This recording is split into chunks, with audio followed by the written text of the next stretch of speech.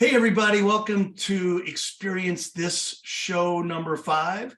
We're excited to have a session all about selling corporate groups in the experiences industry. First, I'd like to introduce the other two partners of this Experience This show. Lori, Timoney, you want to do a quick intro? Sure. Hi, everyone. Lori Timoney. Probably know me by now if you've watched any of the other podcasts or shows, excuse me. And if you haven't, you should probably turn this off, go back to the beginning. And no, just kidding. Nice to be here. Happy holidays to everybody. And I'm really excited about this show. I can't wait to hear Fabio and Joe talk to us a little bit or talk with us about corporate groups. Great. Christian? Yeah, Christian with Magpie, previously with City Sightseeing and also with Skyline today. Lots of history with groups. As a bus company, used to do bus charters on Hop On Up Off. So I'm looking forward to this show. Back to you, Bruce. All right. Fabio, you want to tell us all about yourself and your role at Summit and maybe a little other history? Absolutely. Hi, everyone. My name is Fabio Monteiro. I am the Groups and Special Experiences Manager at Summit One Vanderbilt. In terms of my background, I have a pretty long history of group sales within the travel, the tourism and travel industry. I was at Blue Man Group and Cirque du Soleil for about 10 years, running the groups department there, then moved on to Hornblower Cruises, which is now City Cruises and City Experiences, working a little bit more on the FIT side, but still very much connected to groups before jumping on board to Summit, which has been an incredible ride. And so I'm really thrilled to be a guest here, and thank you guys for having me. I'm really excited. Awesome. And Joe Martin, you want to intro yourself? Joe Martin with UpLevel Tourism based out of Chicago. And it's a bold statement. It's a bold statement, but I believe tour operators spend too much time focused on tourists, and that the tours can be bigger, that your tour is just one way to package up what you do. But I think what we're seeing is so many of these tours are experience coordinators, that they're experts on their community. They're experts on showing people around that community. So we help tours book more corporate groups by opening that business model up a little more to say, hey, we don't need to take away from public tours, but what if we put a little more attention towards corporate groups and start to grow some of those numbers? So Joe Martin with UpLevel Tourism in Chicago. What if we did, right? So let's kick into this a little bit. I'd love to ask you, Fabio, at Summit. How long have you been at Summit? I have been at Summit for a little over a year now. It's been about a year and 3 months. I actually joined about a little less than a month before we actually publicly opened, which was in October 21st of 2021. So still a very different world back then. If you think about it, masks, mandates, vaccines, all of that stuff. So very much a different world. So, we're going to have a show probably in January about immersive experiences, and Summit considers itself an immersive experience, right? Talk to us a little bit about, give us a really brief overview about Summit, maybe how it's a little different than some of the other towers and experiences in New York or beyond. What did you do when the company built Summit? What did they do to make it immersive? Yeah, that's a really great question. So the way that I like to describe Summit is that it is more of an attraction set in the observation deck space, as opposed to an observation deck. And basically the reason why you kind of hit it a little bit, Bruce, is that, there's a very specific connotation when you hear observation deck. You kind of have this vision of going up to a very tall building, walking around, seeing the views, buying an expensive drink.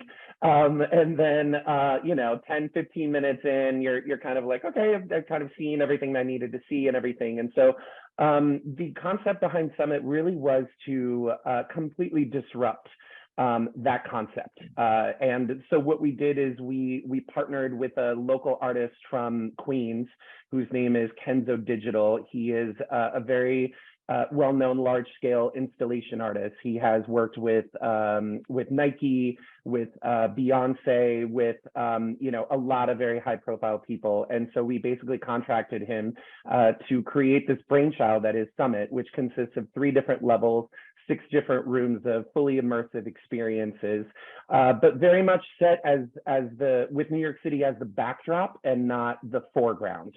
So while it's incredible, and we are located on the 91st, 92nd, and 93rd floors of now the 4th largest building in Manhattan, and the views are absolutely remarkable. It's so much more about what's actually happening inside than it is on the outside. So that was a little bit of the concept of it when we were first building it. But we knew that with Summit being technically the 5th observation deck to open in New York City, we really wanted to do something completely out of the box, completely different, something that would completely redefine the entire concept, which is, I'm happy to say, I think we are and continue to accomplish that. Yeah, I was lucky enough to bring my family pretty much right after you guys opened, and we were all pretty blown away. I mean, how many mirrors are in the mirror room, right? A lot. Yeah. Joe, tell us about your world at UpLevel Tourism, and what you're trying to make happen there. Yeah, we've been working with tour companies for the past 12 years now. We're one of the first companies to build a website solution for reservation systems and attach that to a res system, and now every res system has that. And the next big opportunity we see here is positioning for corporate, positioning for small groups. It's something that early on in the pandemic, we saw right away, just people are going to start gathering smaller. They're going to want more private. And we've seen the way that that's continued to evolve over the last 2 years. And now with more and more companies moving away from, hey, I need you sitting in this building and in this seat to manage you, to distributed workforces, it is an open gallery. The corporate revenues are shifting away from rent and towards culture. Companies are realizing our most vital asset is our people. We need to take care of our people. How do we do that? And that's where a lot of these tour companies, while they don't straight out say it, if a corporation came in and said, we have $10,000 and we have 50 people that need to experience your city, can you help us? They're gonna say, yeah, we know a bunch of stuff we can help you with and do. But a lot of them aren't putting that messaging out there to say we're capable of it. And that's where I think that it's just this shift that tour operators are experience coordinators. They're bigger. Yeah, you mentioned one thing which I think is so critical now: corporate groups, which I always think of a group as 20 or more people, or just operators that are used to the private tours of 10 people and now making them private, so small private groups. Those are two things that are happening right now. Lori, I'd love to hand this over to you if any questions or thoughts that you have. Yeah, definitely. Well, I have a question that doesn't necessarily deal with groups that I wanted to ask Fabio, and then I'm going to go over to Joe. Fabio, you mentioned that you wanted to provide an experience that wasn't just looking out and saying, wow, this view of New York City is amazing. And you went to work on that. So do you now feel that you have a customer that will go to your facility even when it's raining out and you can't see anything from the top? That's a great question, Lori. I think in general, regardless of anything, if you are sitting on top of a very tall building, I feel like that's always, weather is always going to be an issue. So we do face the same challenges as some of our competitors in terms of, if there's zero visibility, we have strict guidelines in that we do allow people to reschedule without any kind of penalty or fee or anything like that if there's no visibility at all. If it's an overcast day, if there's rain, it's a little less, it's a little, there's different parameters in place. But I would say one of the cool things that I have experienced working here is that we still are able to communicate to our guests that, again, as you mentioned, it is so much more about what is happening inside the building as opposed to outside the building. An additional thing that I would say about Summit is that we have become a very Instagrammable location. We were voted the #1 Instagrammable place of in the world for 2022 by Elle magazine. And so, a lot of the social media exposure that we've gotten has really excited people. And so they really do want to go and take those pictures, with the balls, with the mirrors, with the ledges and all of that stuff, everything that they've kind of seen on social media already. So we do, we definitely do see some of that. So Joe, I have a question for you. You talked a little bit about the opportunity for corporate groups. Can you give us an idea of what you mean by that? So what do you think the big opportunities are? I mean, when I think about corporate, I think about being able to charge more money perhaps than maybe a leisure tourist. So that's sort of, where my head goes. And obviously there are other benefits, but maybe you can outline some of those benefits so that, we get a better understanding of why you think it's such a great idea. Oh, you have to get yourself off mute. Unmute myself. Yep, I'm gonna share a little slide here real quick. So one of the things we look at when we talk about workplace culture and workplace productivity is just that shift that's happened in the world. And so some of the numbers that we're seeing from this year or in 2022 was this 35% can work from home full time, 23% 1 to 4 days.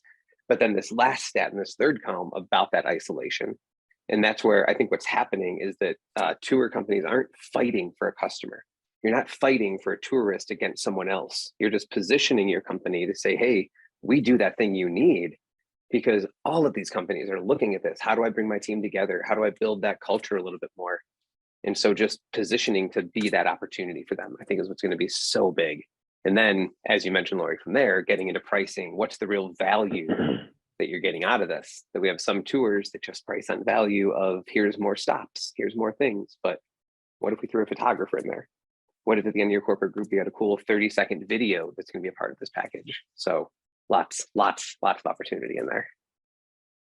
Awesome.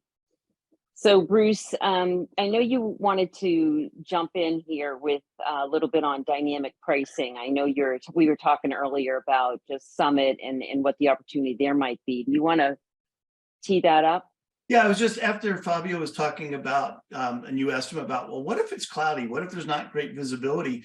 I started thinking about, so should you take that as an opportunity to lower your pricing to make sure you're driving enough people in because it's not as great an experience as a beautiful sunny evening, beautiful sunny day, or a clear evening? Or is that a time when you actually can raise your prices because no one wants to be outside in Manhattan or in New York City, and you offer an indoor attraction? So you have some ability with dynamic pricing to go up or down depending on weather, which is a real basic part of dynamic pricing for some people. So before you answer, I'd love to hear Christian's thoughts on that. Yeah, I love dynamic pricing. It's an interesting question, Bruce, because normally I'd say dynamic pricing should be just straight supply and demand. There's nothing else to it, and the numbers dictate the price. But you just brought a third aspect, which is the experience. So if it's going to be a lesser experience, and I think about hop on off buses in this case, when it's raining, a hop on off bus is not the best product. So should that be factored into your dynamic pricing? But let's see what Fabio. Are you guys doing dynamic pricing, Fabio, or how do you think about Bruce's question?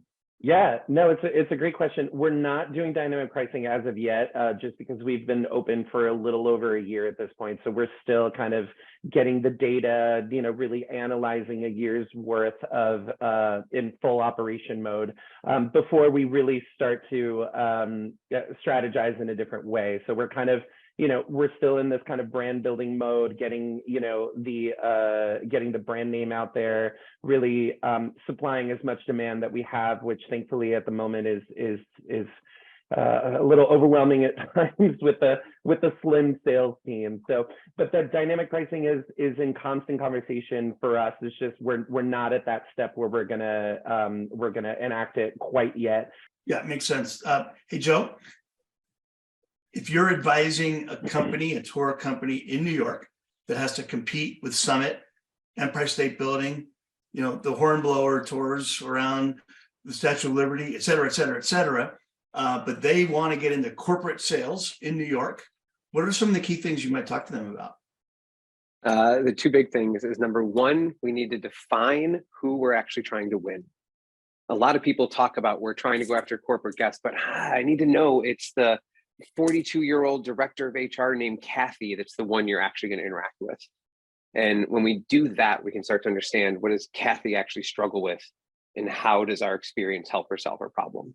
Because a lot of times the messaging is just so broad that we're going after the same people. And this is where, even if two tours are in the same city, they can be dramatically different just based on who they're targeting.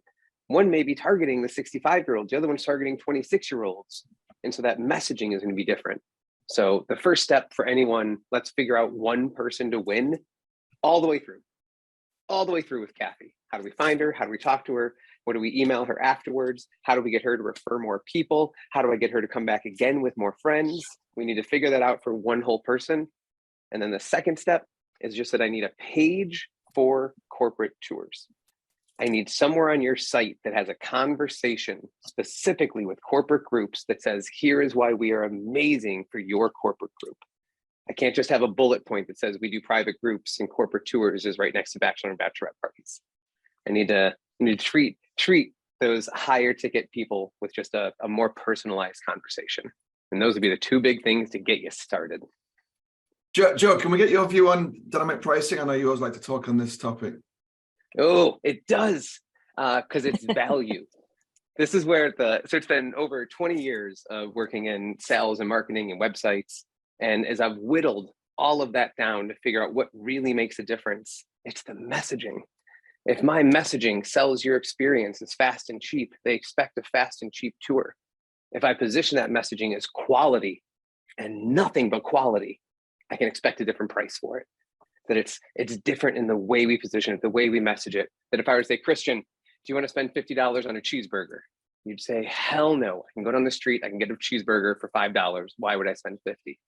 But if I tell you that this is a French chef who's traveling the United States, who's only going to be in your city for 2 nights, and he's making a total of 20 cheeseburgers that day, and then he's gone and he moves on, you'd say, I'll try it. And so it's in the wording, it's in the messaging. And that's why that corporate tour page is such a big piece, because we need to have the right conversation first. And what that does is it makes the sales conversation easier. The right messaging makes the sales conversation easier. Well, So Joe, Go ahead. No, you go, Christian. You have the floor. Will corporate groups, I think we all assume corporate will pay more, and they're kind of happy to pay more. And even if you tell them they're paying more, it's okay. Is that the case? It can be. It kind of depends on how much more work is involved for the tour operator. And a lot of tour companies want to customize every private request that comes in. I prefer they have a standard package that just says Tuesdays from 1 to 4. Here, if you want to buy that one. If you don't, then yes, it's going to cost more, because now we need to customize it for you. And as soon as you take that step of customizing, that's value, that's added value. That's a reason to increase the price on it, but not enough tours see that shift. And especially tour operators think that their time isn't worth charging for. Charge for your time, charge for your time. What are you finding there, Fabio? I was just going to say that, Bruce. I'm watching Fabio nodding his head, and he's like, "Yeah." Mm-hmm. You're living my reality, Joe. Yeah. No, it's 100% true. We have a really good amount of corporate demand. We are, one of the newest attractions to open in New York City, especially like in a post-pandemic world. We're still new. We're still, trying to get the brand name out there. For the local market, we've actually done remarkably well. I mean, I would say the first 4 months of our operation was primarily locals, just because they started to see the local advertising and they wanted to genuinely check us out. And you guys know how difficult it is to get locals to do anything. So that's been really great. But then, as the word has spread, we definitely have, and we have seen exactly what Joe is talking about. When I have a group from EY or Google or something like that, they do come with a set of expectations. They aren't always looking for what's already predetermined or out of the box. They have additional questions, additional needs, additional inclusions, and things like that. So very much to Joe's point, I'm just relating completely, because more customization equals more a heftier price. And that is something that, from a sales perspective, we're very clear on. If you want a private visit, you're going to expect to pay premium, and that is exactly how it should be and how it goes, right? The more you want to customize, it's like going back to your analogy about the burger, if the $50 burger just came with the bun and the meat, and then you wanted, but you wanted bacon and cheese and grilled onions and all of that stuff, as we all do, you want to add anything at a restaurant, there's some additional surcharges and things like that. So Joe just communicated it in like the perfect way that I live my life at Summit. So I was just very much agreeing with everything he was saying. So Fabio, do you what do you feel is sort of the perfect amount of time that you spend on corporate, or are you sort of looking at your group business and going, okay, what percentage of my business do I want to have corporate versus leisure? Obviously you have to balance, right? You have to balance your business regardless of whether or not you're making a good chunk of change from corporate. It's taken up more of your time, maybe. So how do you look at that? It's a great question. At the time, I have kind of two answers. At the moment, we are at the point where we are a little bit more reactionary in terms of the demand as opposed to proactive, just because there is such a huge amount of demand that we're doing all we can to service the leads that we currently have. That being said, I'm really excited about 2023 because now that we have a full operational year under our belt, there is more time for strategizing and things like that. So it is something that I'm very much looking forward to. But at the moment, we're just trying to get all the tickets out and service everybody's demands. And from the corporate standpoint, I would say, I attend a few different corporate incentive conferences and meetings and things like that throughout the year. I would say it's a much smaller percentage than tourism. I would say, like obviously we have IPW and all these sales missions and stuff where we work with more leisure tour operators, although there are some corporate folks in there as well, meeting planners and everything. So it is kind of like peppered throughout my year. But it is something that I'm hoping to have more of a kind of even keeled focus, just because the first year really was spent establishing ourselves within the tourism industry, and I think now that we are pretty well established within tour operators and people that do this kind of business, they know us, we already have the relationships, all of that stuff. So 2023 is going to be much more about going after and being much more proactive within the corporate segment itself, for sure. Can we just talk about group sizes quick? I feel like there's these surveys and they tell us that people want to do smaller groups now and they're not into the bigger group thing. And I think it's all a bunch of nonsense. I think that was a good story in 2020. I don't believe that people in 2022 or coming into 23 are saying, I don't want to be in a group of 20, I want to be in a group of 6. Is that group size thing just gone? Or is it me just being difficult? Is that to me? Anyone who wants I like the idea of Bruce can jump in. I think it's you being difficult. I'd love to hear Joe, because he works with more smaller operators where, Fabio has a whole different market than a lot of the people Joe works with. So I'd love to hear Joe's answer on that. Yeah, I'd say we're still seeing in about the 10 to 50 range with a lot of the clients that we're working with. It's kind of where those groups are hanging out at. And that may just be the size of the operators we're working with that aren't able to take on the larger 100, 250 person groups. But I don't see it impacting of people having that specific cognitive mindset of I need to be small because I need to be in my bubble. I think the idea of the bubble kind of popped as we've gone a little bit further along, to use a terrible pun there with it. Yeah, I agree. My experience has not been that, Christian. It's been pretty standard. Our group minimum at Summit starts at 15, so it's 15 or more. So anything 15 and above comes into my department. That's where we service.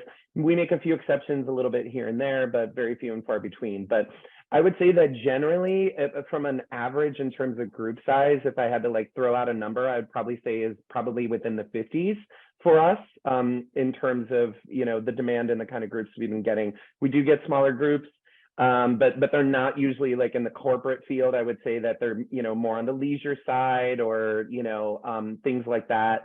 But no, I agree that I have not seen group sizes, at least from the corporate world, really shrink.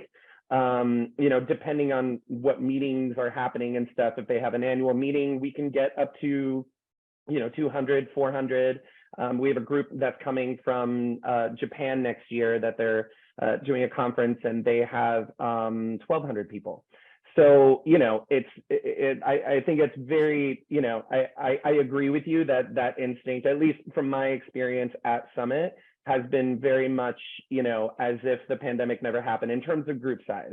Still, you know, 15, 20, 50, you know, on an average scale. We do get the smaller groups as well if it's, you know, a few CEOs and things like that that kind of want to keep it small. But from the corporate aspect, I feel like it's, I agree with you definitely that the numbers are still there.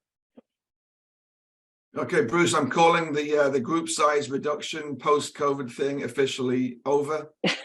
No, because I don't think Summit is a good example at all. Yeah, I No. think if you're Yeah. talking about a smaller company, I think the smaller operators especially, they are definitely seeing more small group requests come through for sure, and Yeah. and building product that addresses that as well, and being very successful at it.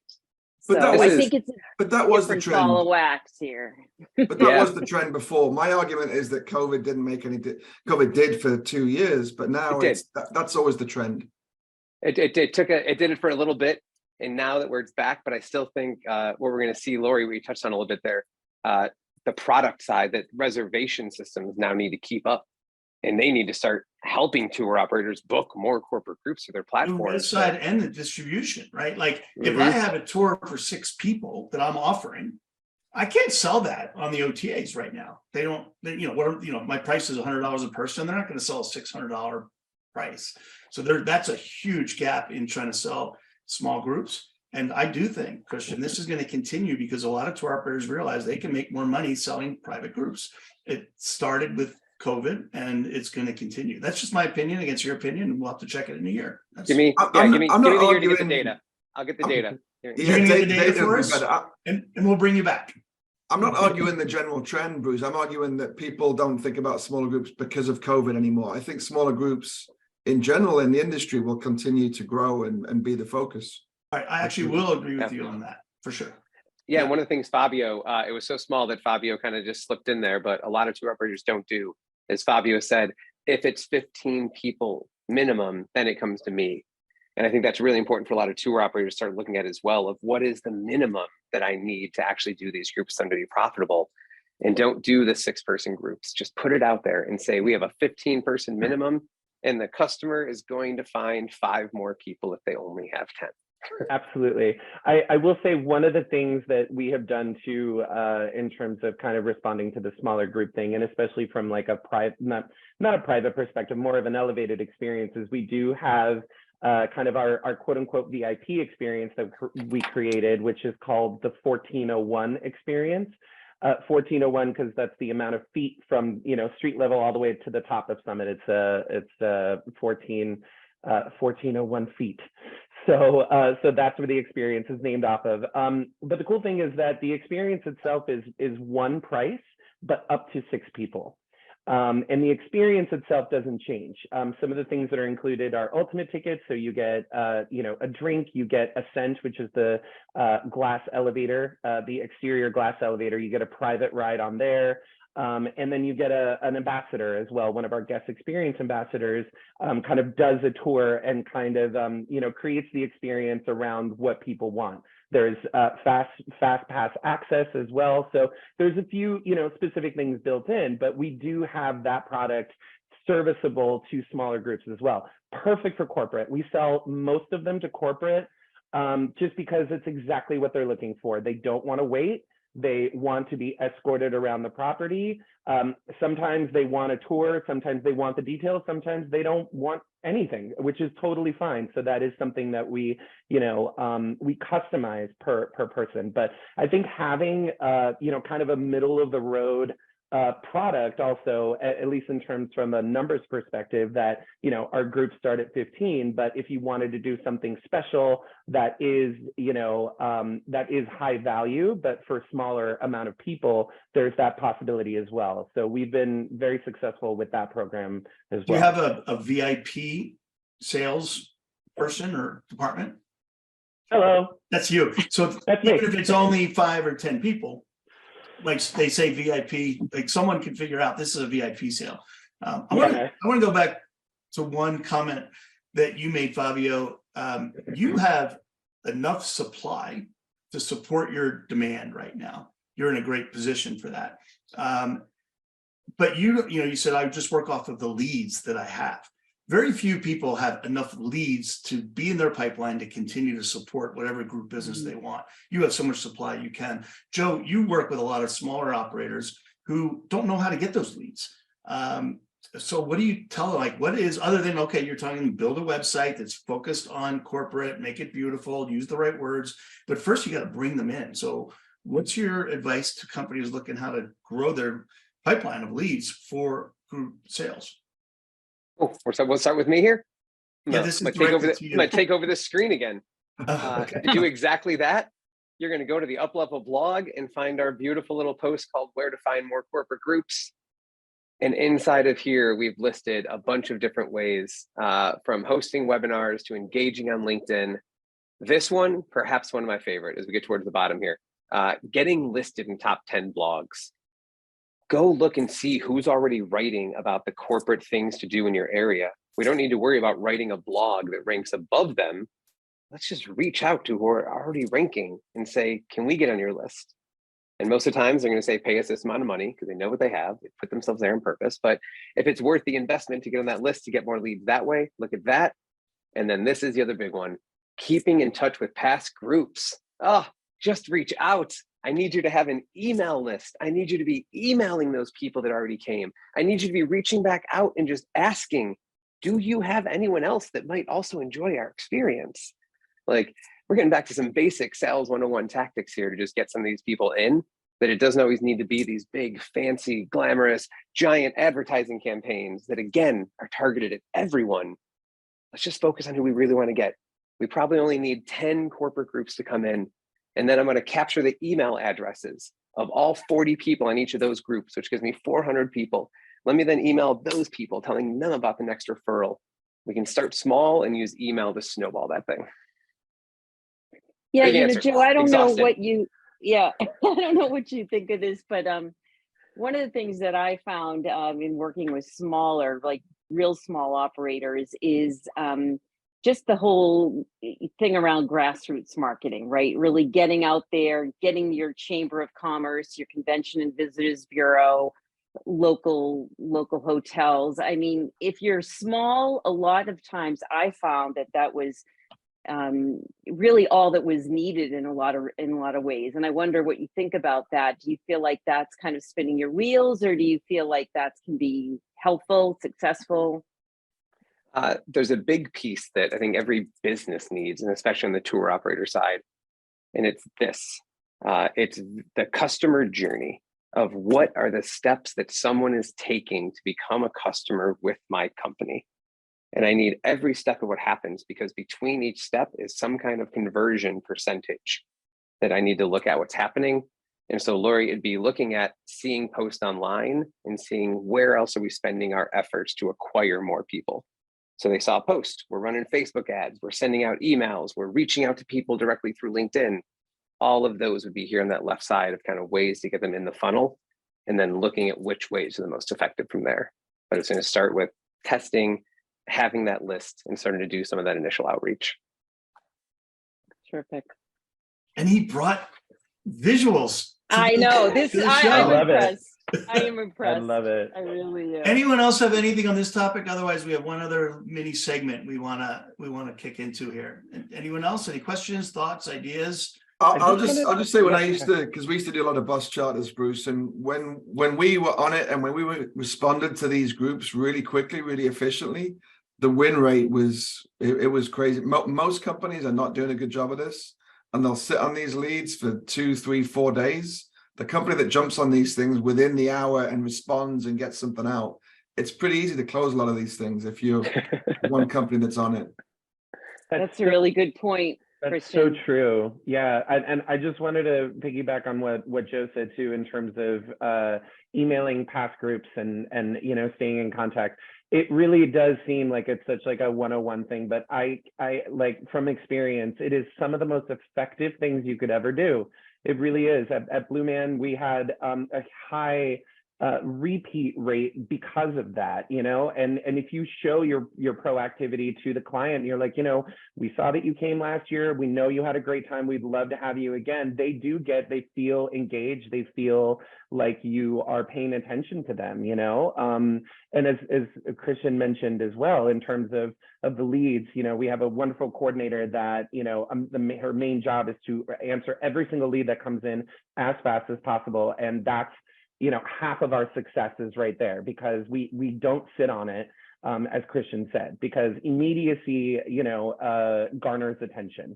Absolutely. So, yeah. Today's day and age. I'm wondering, Fabio, at Blue Man Group, whether, you know, a VIP experience was front row so they could get totally drenched in paint. That's a great question.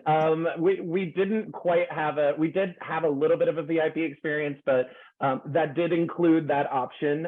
You know, some people want to be like on stage, they want to be in the paint drums and things like that. So, you know, to each their own, but we did have a few different products that answered to that, Cool. you know, demand. So, welcome to the segment for generative AI, such an important topic for the experiences industry and really for the entire world. Does Joe understand? Yeah, looks like he's shaking his head. Yes. And I'm going to let Christian kick off this discussion. I mean, he had a 40-minute interview with Amy on ChatGPT. And if you haven't seen it, go to the Experience.This YouTube channel and you'll see it. It's a really interesting conversation you had there, Christian. So Christian, why don't you kick this off? Yeah, just a concept I saw this week, which goes into the Google discussion that's been happening, but there's a concept called innovator's dilemma, which you guys probably know what it is, but just for those that don't. So innovator's dilemma is where a large established company can't innovate as quickly. I think it came through an Amazon, it came through Amazon originally. So imagine Expedia, they're well established, they've got lots of customers using their website. They might sit in a marketing meeting and say, okay, let's all of a sudden adopt vertical video, and let's put vertical video on the homepage. Well, they can never do that because they've got millions of people coming to their homepage expecting to see a button to book there and to book hotels, and they have people expecting to use that website in the way that they did before. So they can no longer innovate as fast as a smaller company. And this is common. Every big company goes through this. That's why startups work, because startups can do whatever they want. They haven't got current customers that they're going to upset if they do something different. So the reason I mention that is GPT has kind of created some innovator's dilemma for Google. Google can't just change their results on their top 10 to include GPT results. And the other part of it is every established company now in the world, pretty much, is potentially is now suffering from innovator's dilemma, because startups can come along and they can spin up these companies, they can spin up content, they can spin up code really quickly and completely disrupt industries with this ChatGPT stuff. So I think this is a moment in time, and I think I probably talk about this too much as well, but it is a moment in time. This thing's going to revolutionize companies, and I think every company needs to look out for this, because startups can come along and they can eat your lunch really quickly if you're not paying. So we're going to let one more comment from Joe as part of this segment. We'd love to hear your perspective on generative AI. Yeah, Christian, a couple of things you mentioned there about this disrupting the industries with ChatGPT, with that kind of innovator's dilemma. And I think it's always back to just the same old things it's always been, which is, what problem does someone have? How do you, or what's your solution to that problem? And then how do you solve it? And I think ChatGPT, some of the AI is replacing maybe the how we do something, but that larger level of kind of the value that companies offer, what they're able to do in that space. I think a little more of that innovation comes from how they're positioning the product, the user experience behind it, and less about just some of the automation and things that are happening to pull it all together. It's going to be fascinating. Stay tuned for more. I love it. We're using AI. We're using AI. It's wonderful. You're using it. Yes. Okay. Well, we'll have to learn more about how you're using it for sure. But we're going to cut this show. Really appreciate Fabio Monteiro from Summit One Vanderbilt, Joe Martin from UpLevel Tourism, and Lori Timoney from Insightful International, Christian Watts from Magpie. Great show number 5 for Experience This, and have a great start of 2023. Or we might be, I'm going to have to cut that because we're already in 23. Okay, I'll edit that one as well. All right. Thank you all. Really right. appreciate it, guys. Thank you guys. Happy Bye, holidays. guys. Thank you.